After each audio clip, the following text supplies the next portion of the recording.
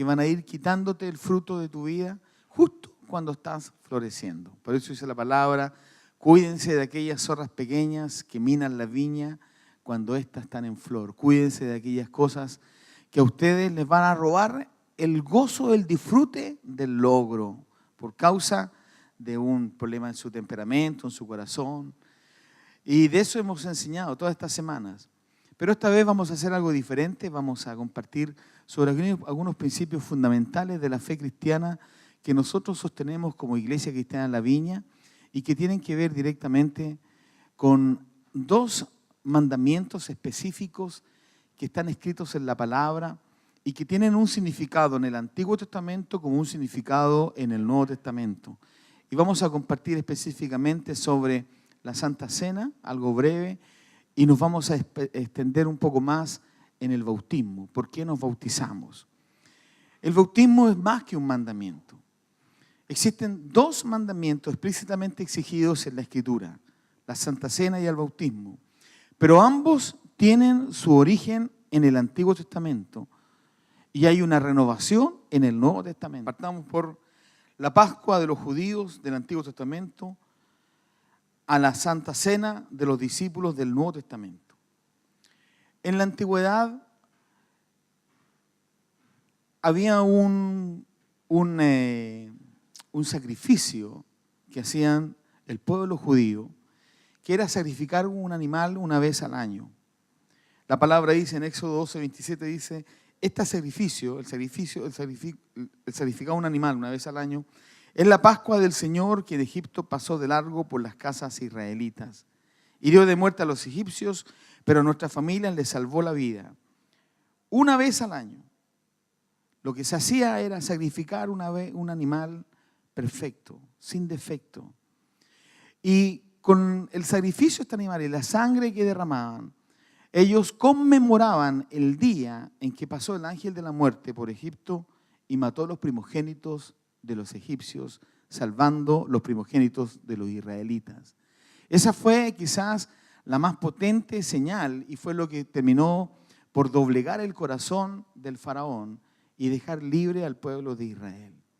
Ese evento, cuando pasó el ángel de la muerte y todas las casas de los israelitas tenían sangre en los dinteles, dice que la muerte pasó de largo y sobrevivieron todos los primogénitos de los israelitas, pero murieron todos los primogénitos de los egipcios, incluso el hijo del faraón.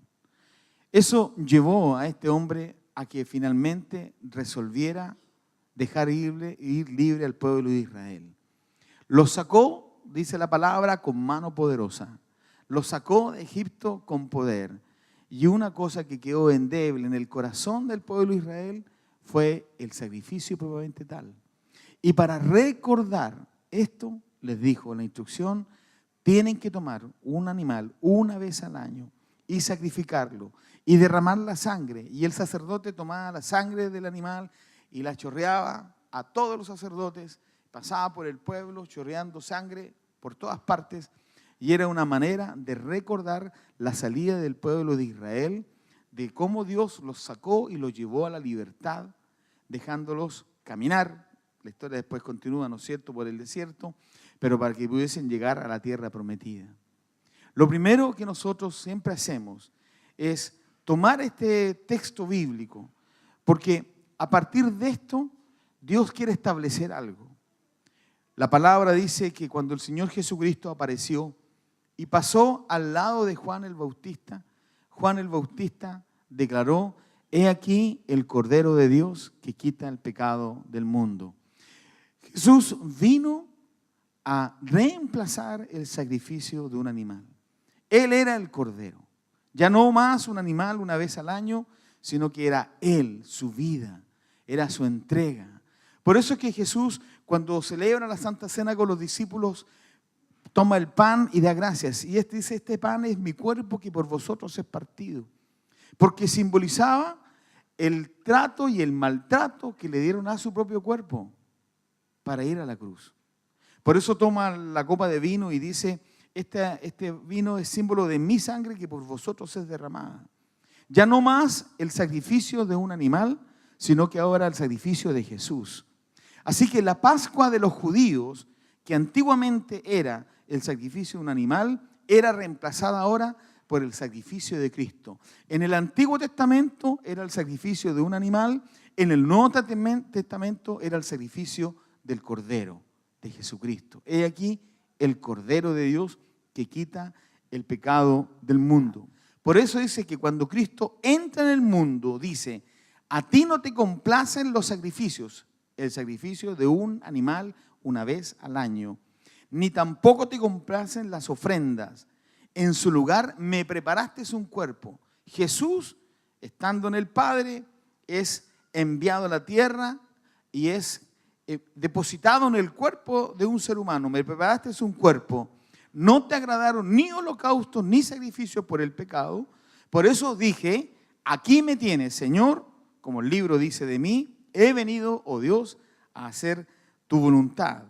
Y en el texto siguiente dice así, he tenido muchísimos deseos de comer esta Pascua con ustedes antes de padecer.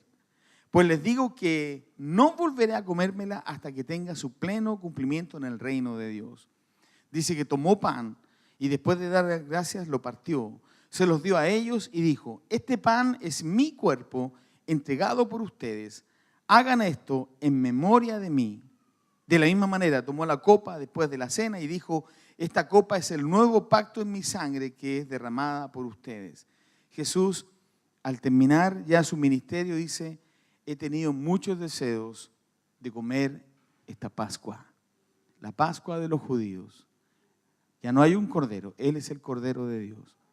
Por eso simboliza en su cuerpo el maltrato, el atropello, los golpes, la maldad.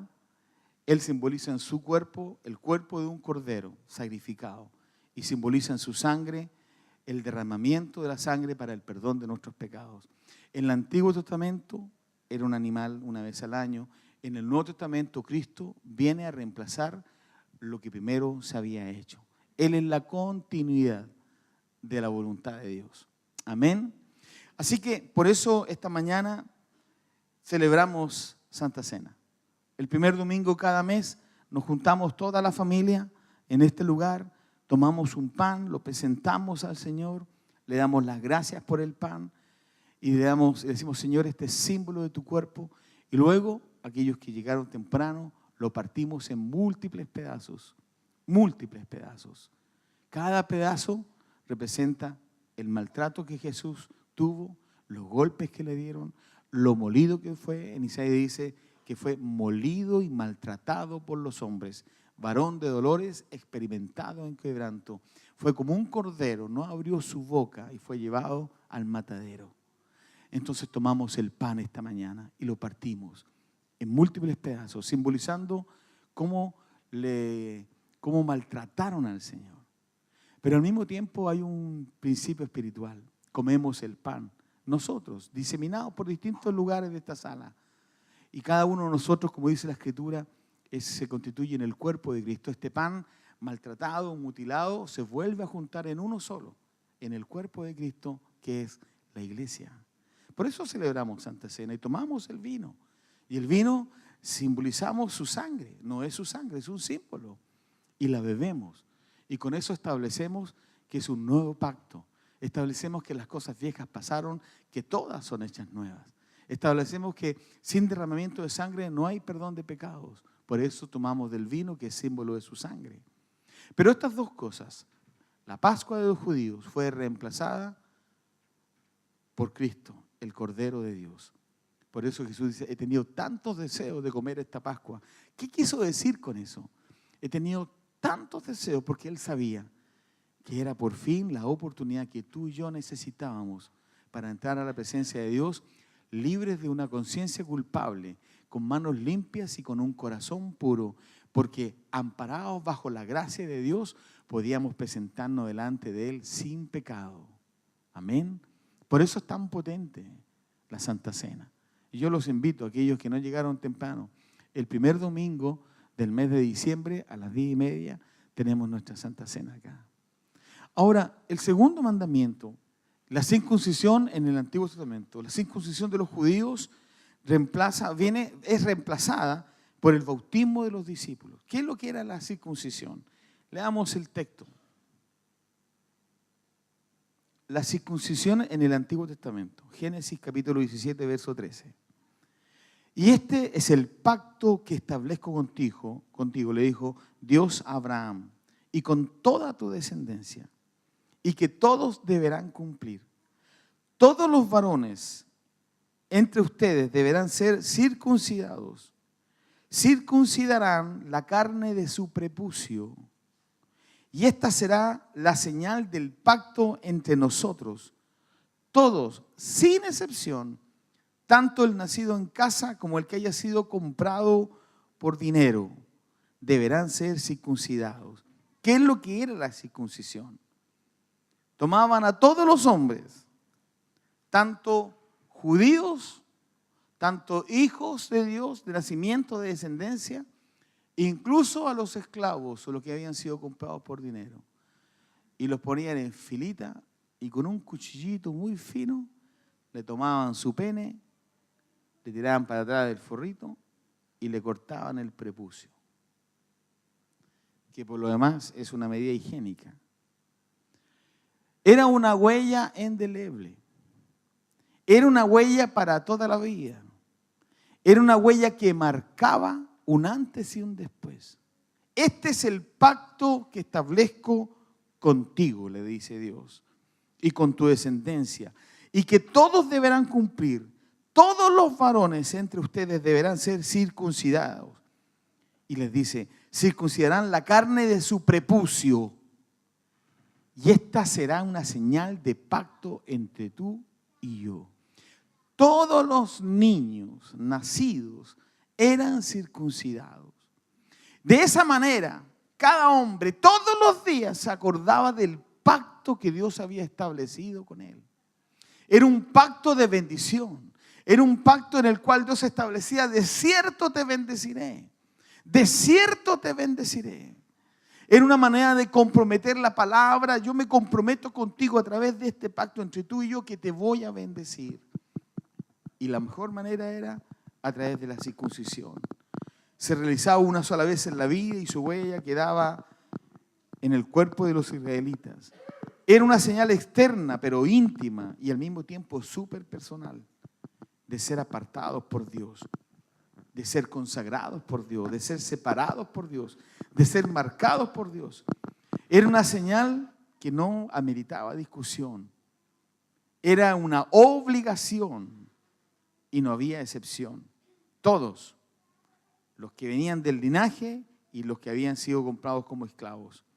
Era una señal externa de haberse despojado de una condición para ser parte de otra condición. Antes estaban fuera del pacto, ahora había un pacto entre Dios y ellos. Expresaba un profundo anhelo de Dios de bendecirles y prosperarlos. Y Dios la instituyó a través de Abraham. Tenía una característica particular, nadie la podía eludir: ser circuncidado, incluso aquellos que eran esclavos. ¿Qué ocurre con este evento? ¿Cómo se reemplaza este evento en el Nuevo Testamento? La siguiente, ahora sí que entramos en línea. Dice así el texto en Colosenses 2, 9 al 13. Toda la plenitud de la divinidad habita en forma corporal en Cristo. Y en Él, Cristo, que es la cabeza de todo poder y autoridad. Ustedes, dice, han recibido esa plenitud. Repito, toda la plenitud de la divinidad de Dios habita en forma corporal en la persona de Jesús. Y en Él, en Cristo, la persona de Jesús, que es la cabeza de todo poder y autoridad, ustedes han recibido esa plenitud. En Cristo hemos sido bendecidos. Toda la plenitud de Dios, la vía Zoe, la vida de Dios, está incorporada en nosotros a través de la persona de Cristo. Por eso que es tan importante llevar a toda persona a los pies de Jesús. Por eso que cada vez que hablamos con alguien y le preguntamos, ¿alguna vez has recibido a Jesús en tu corazón? La persona dice, no, uno hace todo lo posible para que lo haga. Porque con lo que va a ocurrir con ella es una plenitud de vida a través de la vida de Cristo dentro de ella. Miren lo que dice ahora. Además, aparte de recibir toda la plenitud, además, en Él, en Cristo, ¿qué dice? Fueron circuncidados. Miren lo que dice ahora. No por mano humana. Aquí no intervino un ser humano cortando el prepucio a un hombre. No por mano humana, sino con la circuncisión que consiste en despojarse del cuerpo pecaminoso. Cuando tenemos un encuentro con Cristo, nosotros automáticamente, inmediatamente, somos circuncidados. ¿Y cómo se expresa? A través de dejar la antigua manera de vivir e incorporar la nueva manera de vivir. A través de haberme arrepentido de todos mis pecados y entrar en un pacto de bendición con Dios. Miren lo que dice ahora. Esta circuncisión la efectuó Cristo. Mire, ustedes la recibieron al ser sepultados con Él en el bautismo. ¡Wow! Por eso que el bautismo es tan importante como la Santa Cena. Nosotros deberíamos bautizar todos los días. Si alguien tiene un encuentro con Dios, deberíamos inmediatamente llevarlo al agua al tiro nomás. Porque es una manera en que Dios establece un pacto con nosotros. Así como le dijo a Abraham, este es el pacto que haré contigo y con toda tu descendencia. Tomarás a todo varón, hombre, y incluso a aquellos que has comprado por dinero, y le cortarás el prepucio. Y será un pacto de bendición contigo. Por eso Jesús, cuando aparece, Él viene a reemplazar la circuncisión que se hacía. Él es la circuncisión en nosotros. ¿Cuándo? ¿Cuándo eso sucede? Cuando somos sepultados en el agua en Cristo. Cuando alguien nos lleva al agua y nos sumerge completamente y nos saca, cuando nosotros salimos del agua, salimos circuncidados, donde el pacto de Dios de bendición es activado en plenitud sobre nuestra vida. Por eso bautizamos. Dice, esta circuncisión la efectuó Cristo. Ustedes la recibieron al ser sepultados con Él en el bautismo. Y más adelante dice, en Él, en Cristo, también fueron resucitados mediante la fe en el poder de Dios que lo resucitó de entre los muertos. Nosotros somos sepultados, el viejo hombre es sepultado bajo el agua y sale uno resucitado, un nuevo hombre, una nueva persona. Por eso, antiguamente la circuncisión, en el Nuevo Testamento, el nuevo pacto es en Cristo que somos circuncidados y bendecidos por Dios. El bautismo es señal de plenitud de Dios en ti. El bautismo es señal de ser despojados de nuestro cuerpo pecaminoso. El bautismo es señal de ser sepultados juntamente con Cristo. El bautismo es señal de que juntamente con Cristo somos resucitados. El bautismo reemplaza la circuncisión y para esto, y es para que el arrepentimiento de pecados sea una manifestación pública. Es para arrepentimiento. Amén. Yo sé que esto es doctrina, pero esto es importante que usted lo sepa, porque si no se ha bautizado, hágalo. No por eso usted está fuera de bendición, porque usted está en Cristo bendecido. Pero una manera de expresar públicamente su fe es el bautismo. ¿Por qué nos bautizamos los creyentes? Es un mandato bíblico de fe. Dice la Escritura. Les dijo, se me ha dado toda autoridad en el cielo y en la tierra. Por tanto, vayan y hagan discípulos de todas las naciones. ¿Y qué dice? Bautizándolos en el nombre del Padre, del Hijo y del Espíritu Santo. Es un mandato bíblico de fe. Debemos bautizarnos. Los que hemos tenido un encuentro personal con Jesucristo, debemos bautizarnos. Alguien me preguntaba a mí, pastor, pero a mí me bautizaron cuando yo era niño. ¿Me tengo que bautizar de nuevo? Yo le pregunto, pero cuando tú eras niño, ¿tenías conciencia de lo que estabas haciendo? En realidad no, porque yo era un niño. ¿Y ahora has creído en Jesús? Sí. ¿Lo aceptaste en tu corazón? Sí. ¿Tu vida ha cambiado? ¿Ha sido transformada mi vida? Bueno, esta es una oportunidad que tienes para declarar públicamente tu fe. Entonces, bautízate. La siguiente es una declaración pública de una vida salvada por Cristo. Les dijo: vayan por todo el mundo y anuncien las buenas nuevas a toda criatura. El que crea y sea bautizado será salvo, pero el que no crea será condenado. Es una declaración pública de una vida salvada. Es una declaración pública de que yo soy una nueva persona, que mi vida cambió. Y tengo que dar un testimonio de esto. Anuncien las buenas nuevas a toda criatura. El que crea y sea bautizado será salvo. 3, la siguiente. Es una declaración pública de considerarse un discípulo de Cristo. Y les dijo: se me ha dado toda autoridad en el cielo y en la tierra, por tanto, vayan y hagan discípulos. Es una declaración pública de ser un discípulo de Cristo. ¿Qué significa ser un discípulo? Significa ser un seguidor. Cuando yo tuve un encuentro personal con Jesús, yo nací en una iglesia presbiteriana, desde chiquitito. 1 año, 2 años me llevaron a la iglesia. Y mis papitos me bautizaron cuando yo era pequeño. Tenía 1 año cuando me bautizaron. Vino el pastor, me tomó y me echó agua en mi frente. Y ese bautismo se llama por aspersión y está bien si así lo sostienen. Pero cuando yo crecí, a los 18 años, tuve un encuentro personal con Jesús. Ahí me di cuenta que en realidad mi decisión de fe no era una decisión menor, era una decisión de trascendencia. Y esa decisión de trascendencia ameritaba necesariamente que yo me transformara en un discípulo de Jesús. Jesús fue bautizado cuando cumplió 30 años. Cuando él tenía 8 días de vida, fue presentado en el templo. No fue bautizado a los 8, fue bautizado a los 30 años.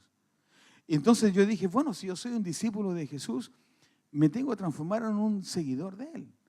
Así que si él se bautizó a los 30 años, ¿qué impide que yo me bautice? Y recuerdo que viajé a un sector en Quilpué y en una laguna me bautizó un pastor amigo. Y ahí fui bautizado. Y de esa manera yo estuve expresando que yo era un discípulo, un seguidor. Que no solamente era un aficionado, sino que era alguien que estaba comprometido. Un aficionado es aquella persona que le gusta, que le encanta, que la música es bonita, que el lugar es precioso, que es cómodo, que la gente es buena onda.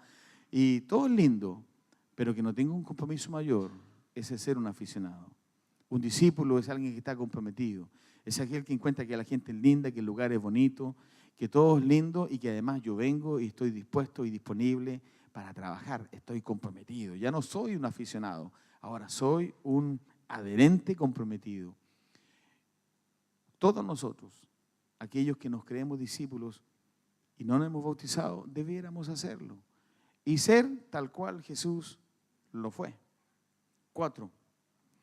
Es una declaración pública de tener una vida con un arrepentimiento, una declaración pública de tener una vida nueva, con un arrepentimiento genuino. Por tanto, mediante el bautismo, dice, fuimos sepultados con Él en su muerte, a fin de que, así como Cristo resucitó por el poder del Padre, también nosotros llevemos una vida nueva. El bautismo es una declaración pública de una vida nueva, con un arrepentimiento genuino. Así que, así como fui sepultado con Él en su muerte, así como Cristo resucitó por el poder del Padre, también yo lleve una vida nueva en Cristo. Es una declaración pública de una vida nueva. La siguiente. Dice, es una declaración de compromiso para tener una conciencia limpia. El bautismo no consiste en la limpieza del cuerpo, sino en el compromiso de tener una buena conciencia delante de Dios. Esta salvación es posible por la resurrección de Jesús, quien subió al cielo y tomó su lugar a la derecha de Dios y a quien están sometidos los ángeles, las autoridades y los poderes.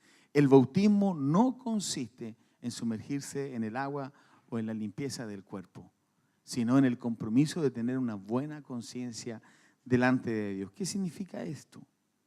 Significa, póngame atención y voy terminando. Significa, mis queridos, que aun cuando el enemigo nos culpe y nos haga sentir basura, Cada vez que nosotros nos equivocamos y pecamos contra Dios, si vamos a Jesús y nos arrepentimos de nuestros pecados, Dios es fiel y justo para perdonar nuestros pecados y limpiarnos de toda maldad. Y limpiarnos de toda maldad significa ser libres de una conciencia culpable. Nosotros muchas veces pecamos contra Dios, o pecamos y hacemos algo y dañamos a la esposa, por ejemplo. Y vamos donde ella en la mañana: mi amorcito, ¿me puedes perdonar? Me equivoqué ayer, fue un mal día, las cosas no se dieron y reaccioné mal. Y pasa un par de horas y vuelve donde ella y dice: pero mi amor, ¿te acuerdas que ayer? Sí, mi amor. Bueno, la verdad, perdóname. Pero mi amor, si ya me pediste perdón ya. Sí, pero es que lo que pasa es que fue un mal día y las cosas no salieron bien. Pasan un par de horas, la tarde y al anochecer: mi amor, ¿te acuerdas ayer? Sí, me podéis perdonar. Entonces dije: pero si ya te he perdonado como 3 veces. Sí, pero es que lo que pasa es que no fue un día, las cosas no salieron bien.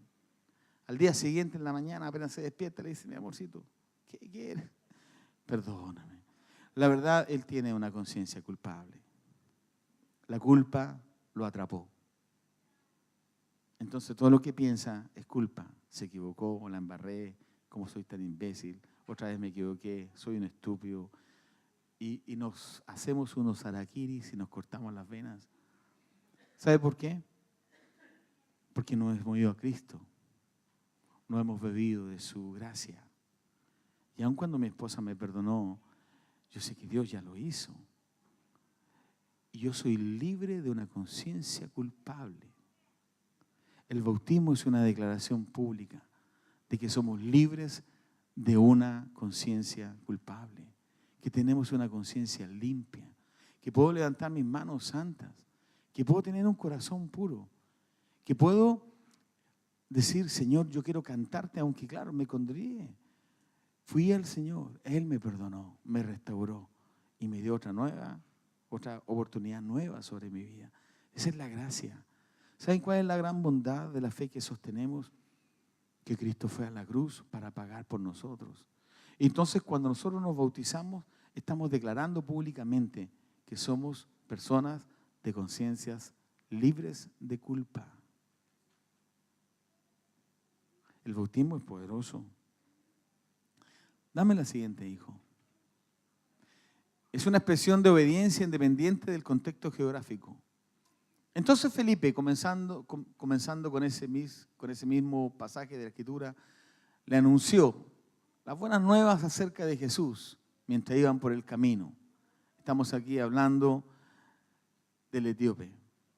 Llegaron a un lugar donde había agua y dijo el eunuco: mire usted, aquí hay agua, ¿qué impide que yo sea bautizado?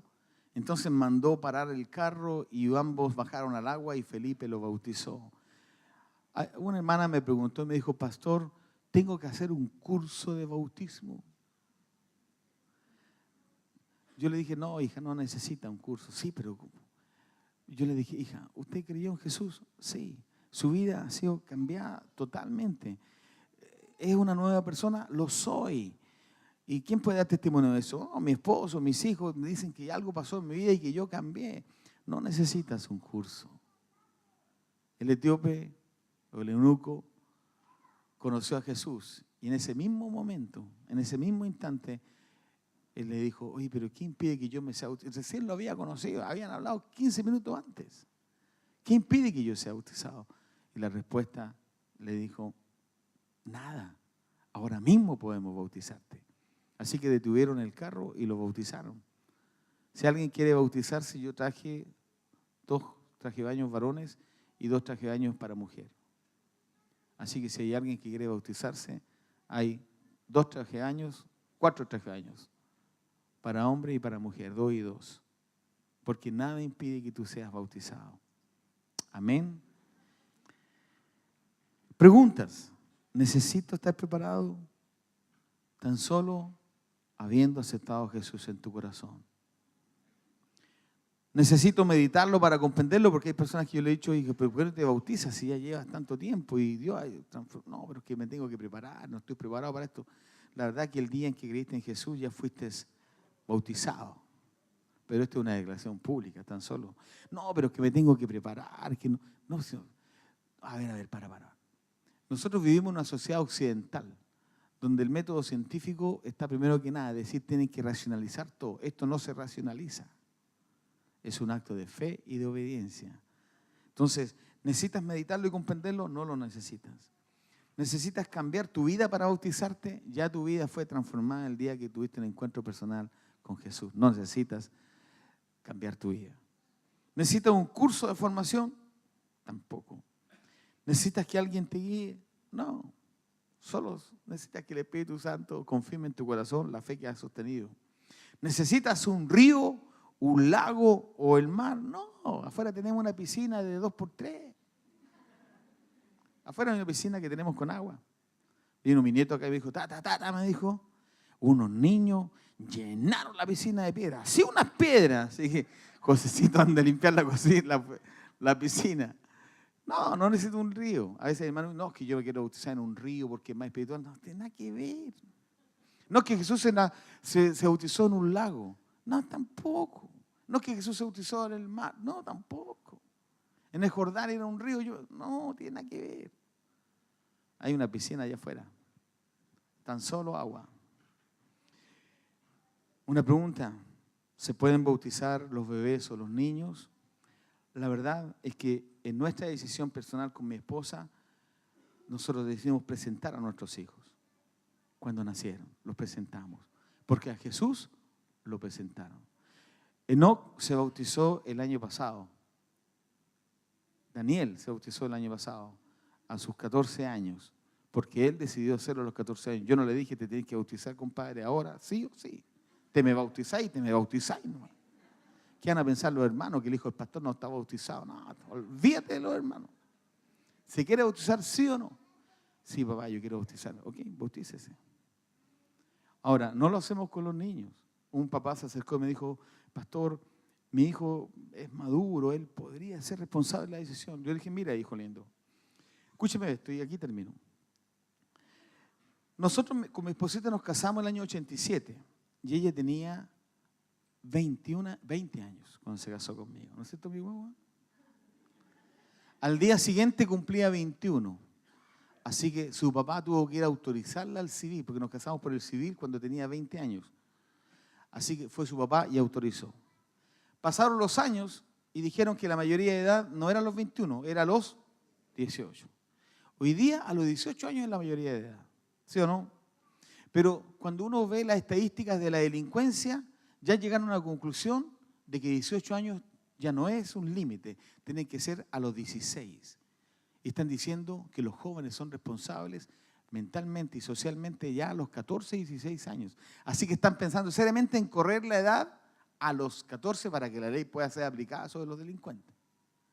Qué interesante, porque partimos los 21, nos saltamos los 18, hoy día estamos pensando en los 14.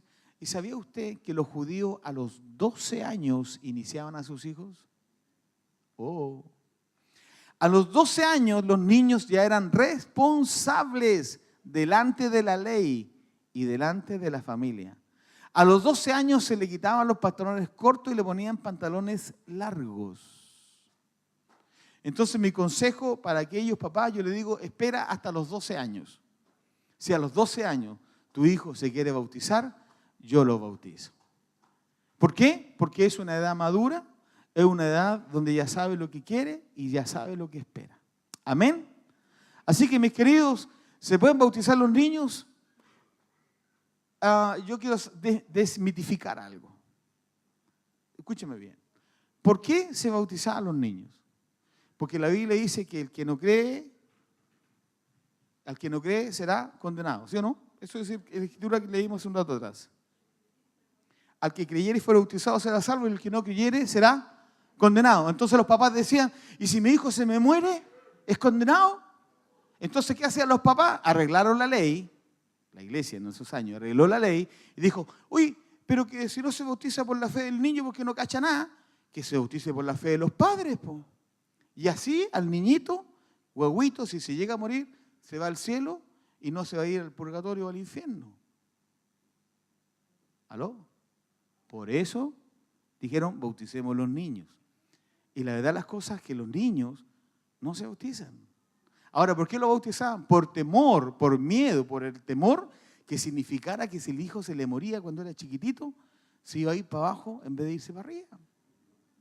Ese era el temor. Entonces acomodaron la cosa diciendo, oye, pero si los papás creen, estamos al otro lado, ya, por la fe de los padres. Entonces bautizan a los niños por la fe de los padres. Pero la verdad, las cosas que yo le quiero decir a alguien, si un niño se murió siendo pequeño sin bautizarse, está en la presencia de Dios con toda seguridad. Con toda seguridad.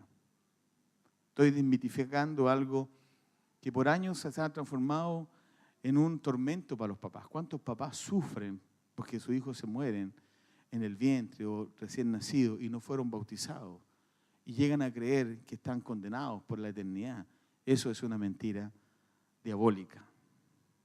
¿Aló? Estamos aprendiendo, ya esto es escuela. Entonces, por eso, mis queridos, cuando un papito me dice, pastor, ¿puede bautizar a mi hijo? Yo le digo, hijo lindo, ¿qué edad tiene su hijo? No, tiene 7 años. Espérate un poco. Cuando tenga 12, pregúntale de nuevo. Si él está dispuesto, excelente. Amén.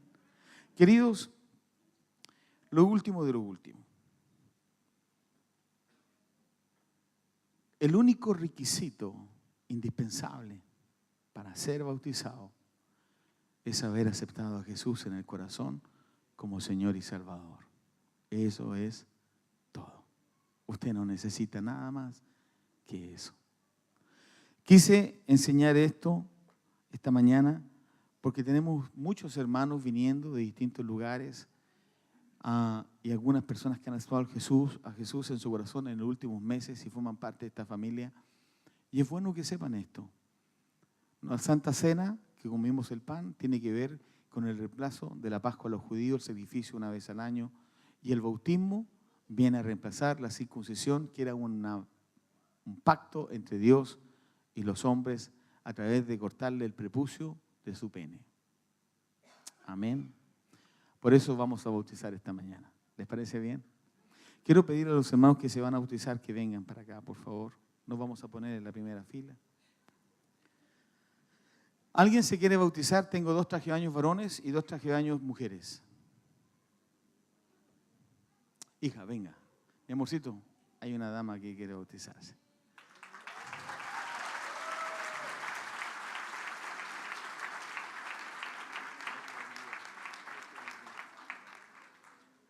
Ya. ¿Algún varón que quiera hacerlo, otra dama? Tengo 2 trajes de baños para varones y 2 para mujeres. ¿Alguien más desea bautizarse? Le trajimos una toalla y un traje de baño. Así que, amén. Bien, pónganse de pie, por favor. Orar. Bien, hijo. Un aplauso para Mirko también, que se va a bautizar.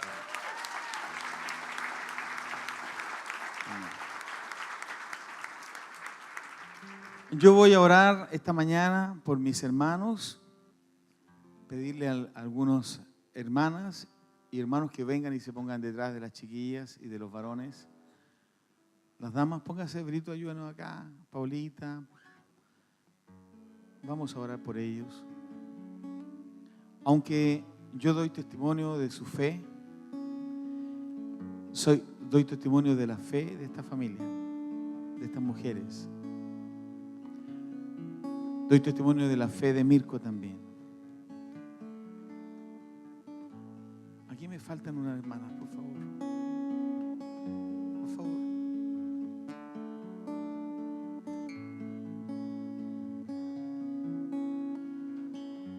Necesito otra hermana más aquí. 2, por favor, rápido. Eso es, Dani. Esto es un acto de fe público, porque la fe ya la tienen, la sostienen y por esa viven. Es un acto de fe público, porque es su manera de expresar al Dios en quien han creído y la fe que han abrazado. Es un acto de fe público para que la iglesia se dé cuenta de que en estos tiempos es necesario presentarnos delante de Él para recibir bendición. Ven, Señor. Venga, Dios. Que tu presencia, Señor, venga sobre tus hijos. Que este acto de fe marque un antes y un después en la vida de tus hijos. Que lo sobrenatural para ustedes comience a ser natural. Que la fe que han sostenido por años, hoy día declarada públicamente, signifique también un nuevo tiempo. Un nuevo tiempo. Señor, que tu gracia, tu amor y tu bondad sean derramadas sobre tus hijas y tus hijos. Serás investida con poder. Serás investida con poder. Y aquellas cosas que fueron para ti tan difíciles, Dios las transformará en cosas simples. Sí, Señor. Declaro sobre ti también que una vez sumergida en el agua, tu enfermedad quedará cancelada en el nombre de Jesús. Y un proceso de restauración física vendrá sobre ti como un golpe impresionante.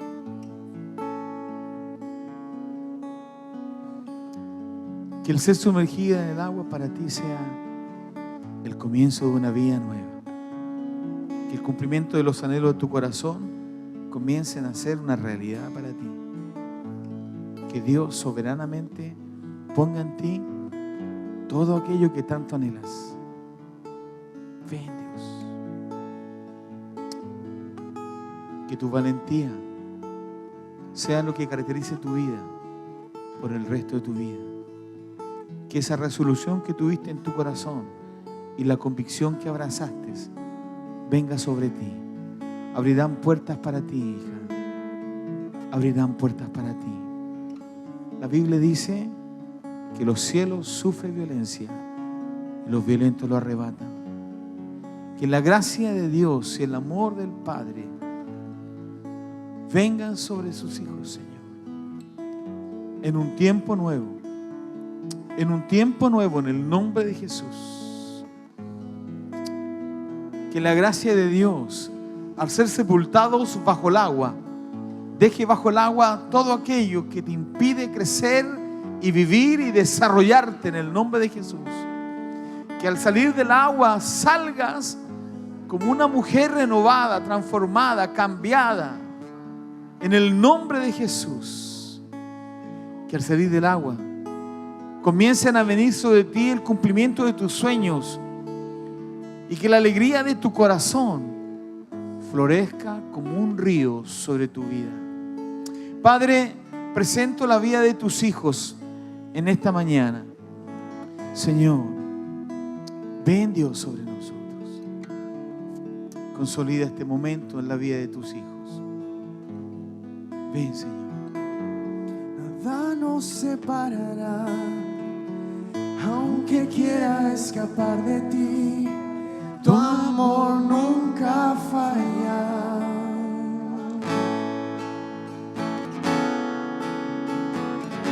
Sé que me he equivocado, tú me perdonas una y otra vez. Tu amor nunca falla.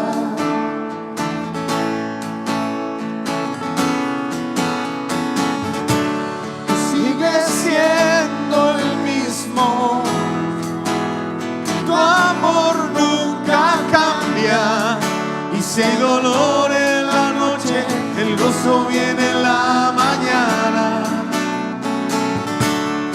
Y si el mar se levanta, nada tengo que temer, porque yo sé que me amas. Tu amor nunca falla.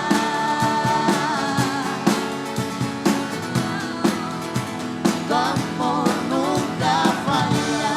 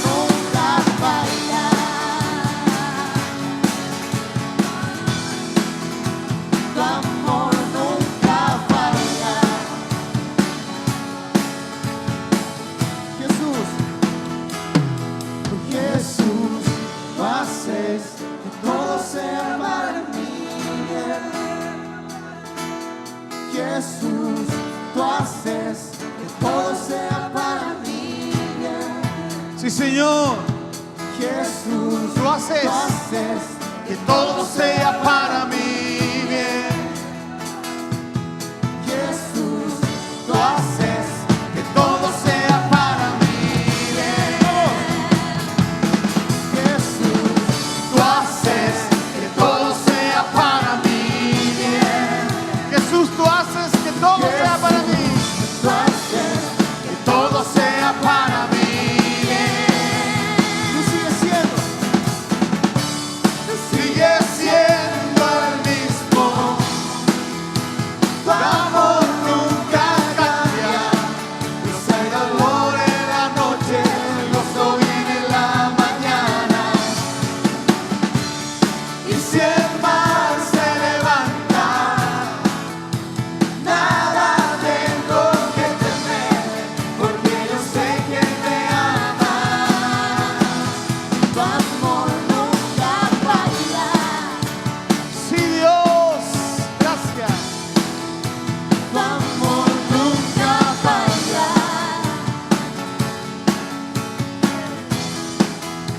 Tu amor nunca falla. Amén. Deme un aplauso al Señor.